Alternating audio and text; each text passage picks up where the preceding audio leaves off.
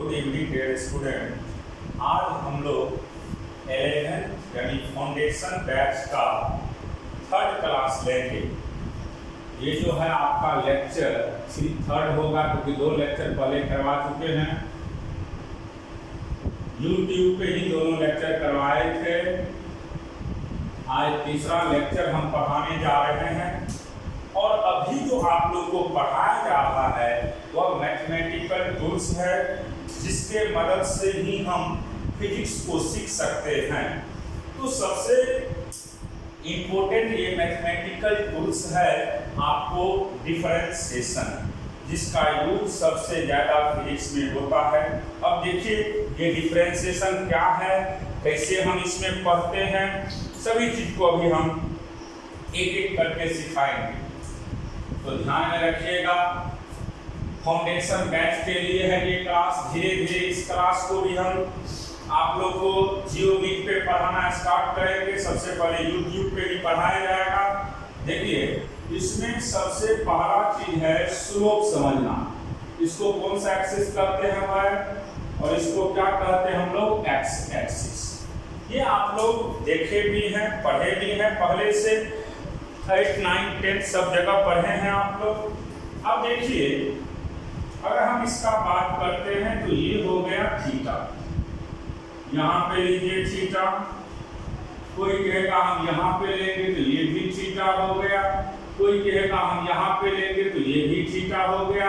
यहाँ पे हर एक इंस्टेंट पे थीटा का वैल्यू क्या दिख रहा है इससे, यानी स्लोप आपको इस केस में क्या है, कांस्टेंट है। स्लोप क्या है यहाँ पे, कांस्टेंट है, क्योंकि थीटा कहीं पे भी चेंज नहीं हो रहा है।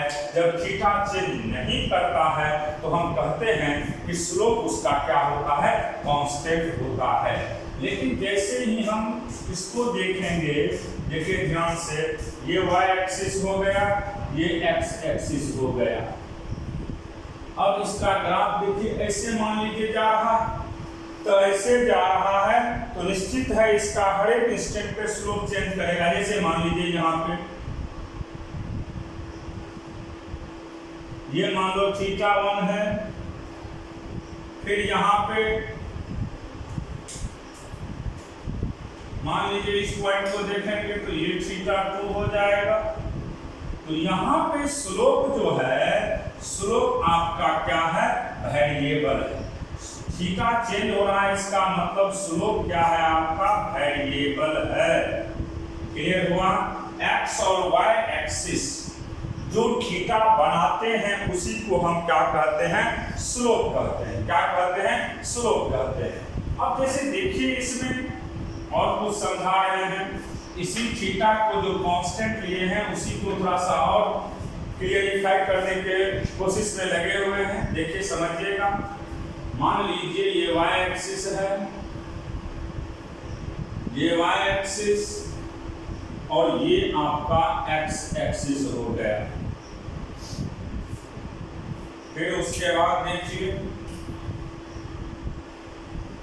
इसमें 2 पॉइंट आप लीजिए, कहीं पे भी 2 पॉइंट ले लेते हैं।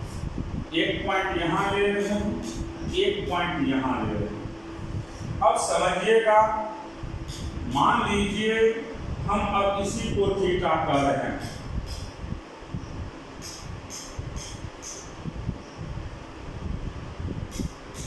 अब देखिए ये फर्स्ट पॉइंट है x1 y1, ये सेकेंड पॉइंट है x2 y2, और इसको हम अब नाम देते हैं थीटा। ये जो एंगल बना रहा है आप जो देख रहे हैं, इसका नाम हमने क्या दिए हैं बाबू, थीटा। अब समझिएगा, यहां से यहां तक को y1 नाम दीजिए और यहां से यहां तक को x1 नाम दीजिए। फिर उसके बाद यहां से यहां तक को हम नाम देंगे y2 और यहां से यहां तक का नाम देंगे x2। अब देखिए जब हम बात करेंगे स्लोप का, तो स्लोप बराबर हो गया आपको tan थीटा। टेन थीटा, जिसका वैल्यू होता है P/B।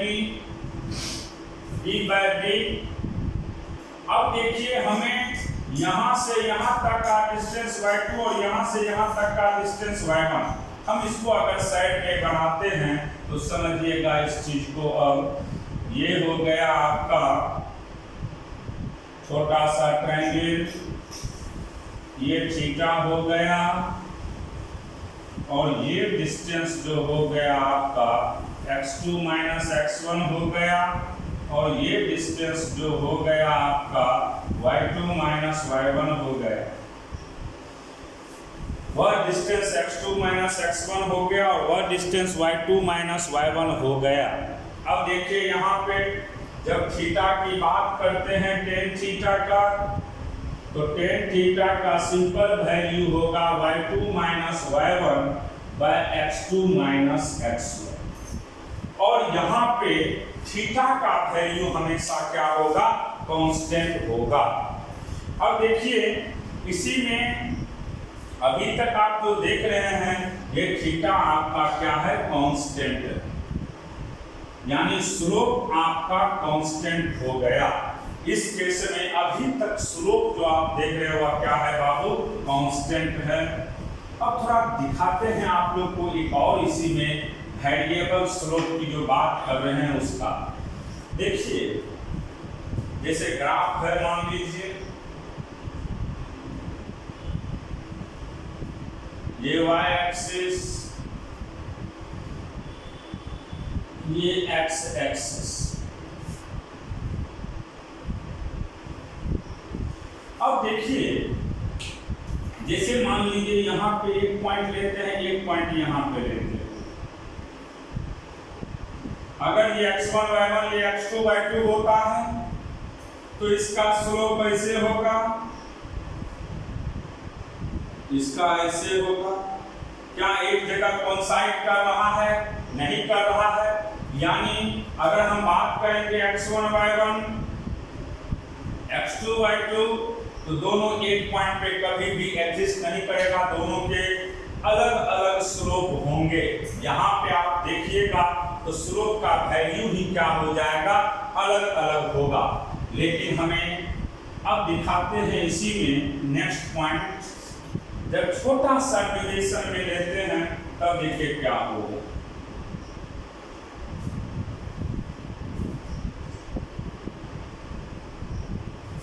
ये x हो गया, ये y हो गया।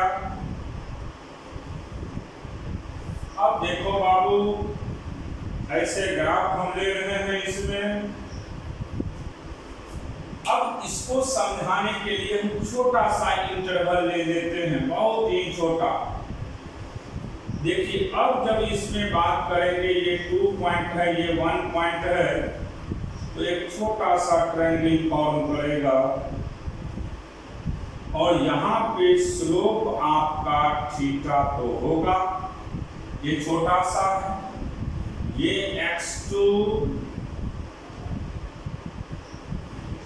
y2 x1 y1, ये 1 और 2 जो पॉइंट है वह वेरी क्लोज है, वेरी वेरी क्लोज। 1 2 1 से जो 2 पॉइंट है very very close, very very close. 1 और 2 जो पॉइंट है वह बहुत बहुत ही क्लोज है, बहुत ही छोटा है। इसका मतलब ये हुआ कि y2 माइनस y1 जब बहुत ही क्लोज होते हैं तो y2 minus y1 tense to 0 होगा और x2 माइनस x1 भी टेंस टू क्या होगा, 0। क्योंकि यहाँ पे आप देख रहे हैं 1 और 2 जो पॉइंट है वो बहुत ही छोटा है, इसीलिए यहाँ पे एक स्लोप मिल रहा है और दोनों ही पॉइंट का कोइंसाइडिंग जो पोजीशन है वो अप्रॉक्सीमेट एग्जैक्ट बराबर नहीं है, एक नहीं है, लेकिन अप्रॉक्सीमेट में सेम है। इसीलिए हम कह रहे हैं कि 1 और 2 वेरी वेरी क्लोज। और y2 minus y1 tense to 0 है। y2 माइनस y1 क्या है? टेंस टू 0 और x2 minus x1 tense to 0 है। अब देखिए समझिएगा, यहाँ पे छोटा सा पार्ट लेते हैं, छोटा सा ट्रायंगल फॉर्म कर रहे हैं। अब देखिए ये थीटा है आपका और ये हो गया आपका x2 माइनस x1 और ये हो गया आपका y2 minus y1। y2 minus y1 को हम कहते हैं dy और x2 माइनस x1 को हम कहते हैं dx। तो अब देखिए टेन थीटा का जब बात करिएगा आप लोग तो स्लोप होगा। टेन थीटा का बात करिएगा, अभी छोटा सा ट्रायंगल को देखिए आप लोग, तो यहाँ पे भी जब आप टेन थीटा की बात करिएगा तो टेन थीटा का वैल्यू हो जाएगा आपको y2 minus y1 bye x2 minus x1। इसी को हम कहते हैं dy by dx, dy by dx। अब इसका मतलब समझिए, dy बाय dx को पढ़ते क्या है? dy बाय dx का मतलब हो गया slope of graph. dy by dx को पढ़ते हैं हम लोग slope of graph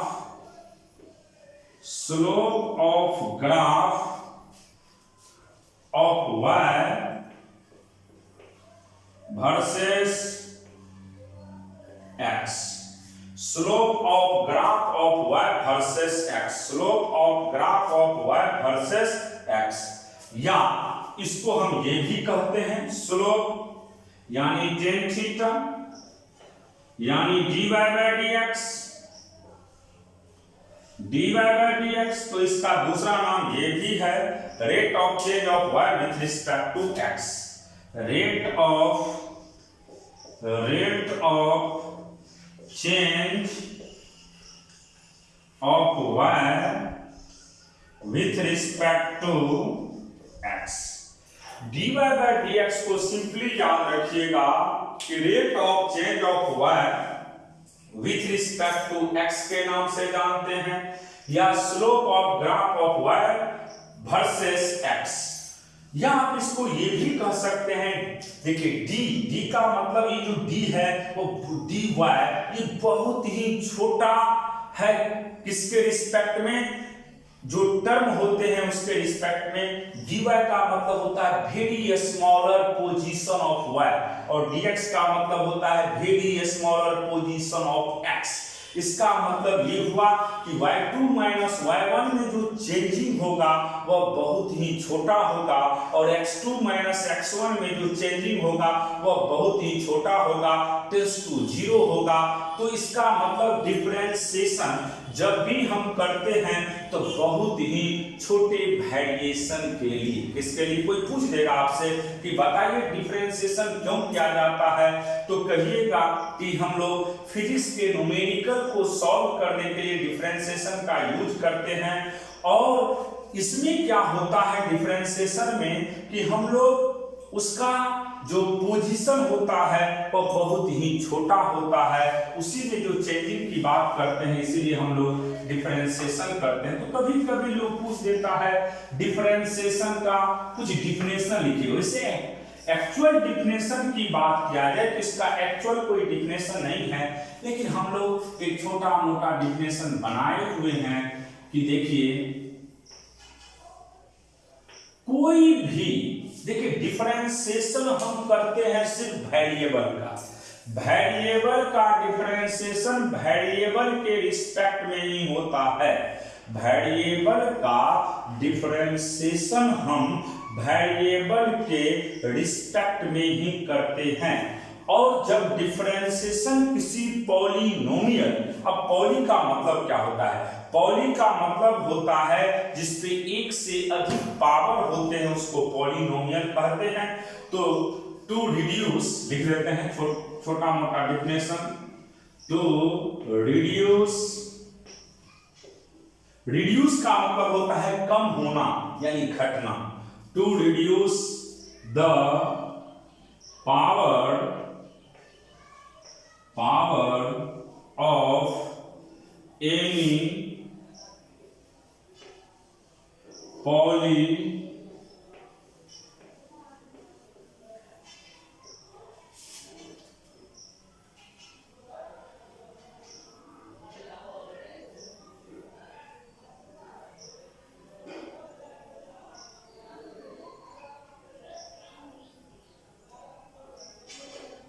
function to reduce the power of any polynomial function.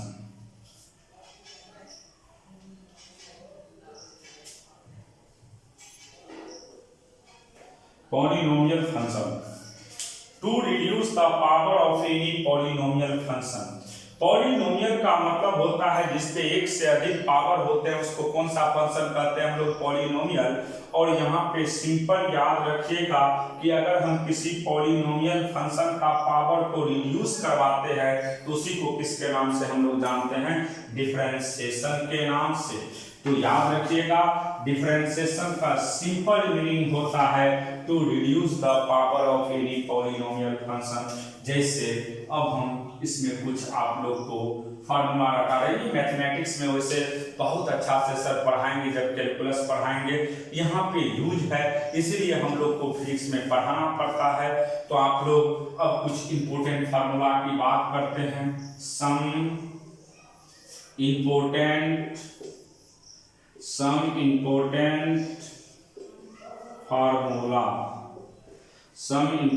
Formula की बात कर रहे हैं हम। सम इम्पोर्टेंट फार्मूला जैसे देखिए सबसे पहला फार्मूला y बराबर x पे पावर n। यहाँ पे y किस पे डिपेंड कर रहा है, x पे। y किस पे डिपेंड कर रहा है, x पे। इसका मतलब ये हुआ कि y किसका फंक्शन है, x का। अगर x चेंज होगा तो y भी चेंज होगा। यहाँ पे कोई पूछेगा y बराबर x पे पावर n है तो इसका मतलब हो गया कि y डिपेंड करता है x पे। इसका मतलब जब जब x चेंज होंगे तो y अपने आप चेंज होगा। और देखिए यहाँ पे पावर कितना है, n। तो सबसे पहला काम है जब आप डिफरेंशिएशन करेंगे तो first we select the variable. सबसे पहले आप वेरिएबल को सेलेक्ट करेंगे। पहला पॉइंट ध्यान रखना है, जब भी हम किसी फंक्शन का डिफरेंशिएशन करते हैं, जब भी हम किसी फंक्शन का डिफरेंशिएशन करते हैं तो सबसे पहला काम है वेरिएबल को सेलेक्ट करना। और यहाँ पे वेरिएबल क्या है बाबू, x है। क्या है, x। तो आपको वेरिएबल सेलेक्ट हो गया। अब इसका जब डिफरेंशिएशन करते हैं तो डिफरेंशिएशन भी हम किसके रिस्पेक्ट में करते हैं, वेरिएबल के रिस्पेक्ट में। तो देखिए जब हम इसका डिफरेंशिएशन करते हैं तो क्या होता है, dy के बदले x पे पावर n बाय dx। अब याद रखिएगा पावर मल्टीप्लाई होते हैं और पावर में कितना रिड्यूस होता है, 1। तो पावर मल्टीप्लाई हो गया तो n x पे power n minus 1, n x पे पावर n माइनस 1। जैसे कुछ एग्जांपल दिखाते हैं आप लोग को, देखिए जैसे मान लीजिए फॉर एग्जांपल में आपके पास दिया हुआ है y बराबर x पे पावर 4। तो यहाँ पे जब dy बाय dx करते हैं तो देखिए y बराबर x पे पावर 4 है तो यहाँ पुट करिएगा बाय dx। पावर कितना है 4, तो पावर मल्टीप्लाई होगा और पावर में कितना घटेगा 1, तो 4x का क्यूब, 4x का क्यूब। तो इस तरह से जब भी हम डिफरेंशिएशन करते हैं तो जो भी पावर होता है पावर मल्टीप्लाई होते हैं और पावर में कितना घट जाता है, 1। पावर मल्टीप्लाई होता है और पावर में कितना घटता है, 1। जैसे देखिए दूसरा फॉर्मूला, मान लीजिए आपके पास दिया हुआ है फॉर एग्जांपल में, सबसे पहले और एग्जांपल दिखा रहे हैं। जैसे देखिए यहाँ पे दूसरा एग्जांपल y बराबर x पे पावर मान लीजिए 12 है। जब dy बाय dx करेंगे तो देखिए dx पे पावर 12 बाय dx करिएगा पावर मल्टीप्लाई होगा और पावर में एक घट जाएंगे, इसका मतलब 12x पे पावर 11। क्लियर हो गया। तो जो भी पावर होता है पावर मल्टीप्लाई होते हैं और पावर में हमेशा 1 रिड्यूस होता है। पावर जो भी रहेगा वह मल्टीप्लाई होता है और उसमें रिड्यूस करते हैं। जैसे अगर बात करते हैं यहाँ पे देखिए t पे पावर 2 है मान लीजिए, तो अब इसमें आपको समझना होगा कि वेरिएबल क्या है। जैसे इससे पहले y बराबर x पे पावर था, लेकिन यहाँ पे t पे पावर है, तो यहाँ पे वेरिएबल आपका t हो गया। क्या हो गया वेरिएबल t? देखिए dy बाय dt करेंगे, dy बाय dt करेंगे तो t square by dt, power multiply होगा और पावर में एक घट जाएंगे तो 2t पे पावर 1, इसको लिख सकते हैं हम लोग 2t। तो समझ में आ गया। पहला काम क्या है? वेरिएबल को सेलेक्ट करना। सबसे पहला काम है वेरिएबल को सेलेक्ट करना। उसके बाद जो भी पावर रहेगा पावर में 1 डिक्रीमेंट होंगे। जैसे मान लीजिए अब x बराबर मान लीजिए आपको दे दिया जाए t पे पावर 8 या मान लीजिए 5, तो यहाँ पे dx बाय dt लिखना होगा, क्योंकि यहाँ पे वेरिएबल t है। जो वेरिएबल होता है हम उसी के रिस्पेक्ट में डिफरेंशिएट करते हैं। तो dt पे power 5 by dt, power multiply होते हैं और पावर में एक घट जाएगा तो 5t का पावर 4। तो यही हो गया आंसर। तो जब भी ऐसा क्वेश्चन रहे सबसे पहला काम है किसको सेलेक्ट करना? वेरिएबल को। जब वेरिएबल आप सेलेक्ट कर लेंगे तब उस फंक्शन को उसी वेरिएबल के रिस्पेक्ट में डिफरेंशिएट करिएगा और आप निकाल लीजिएगा। हमको नहीं लगता है इसमें कोई दिक्कत होगा। पहला काम क्लियर हो गया। क्या करते हैं? सबसे पहले आप वेरिएबल को सेलेक्ट करेंगे। किसको सेलेक्ट करेंगे?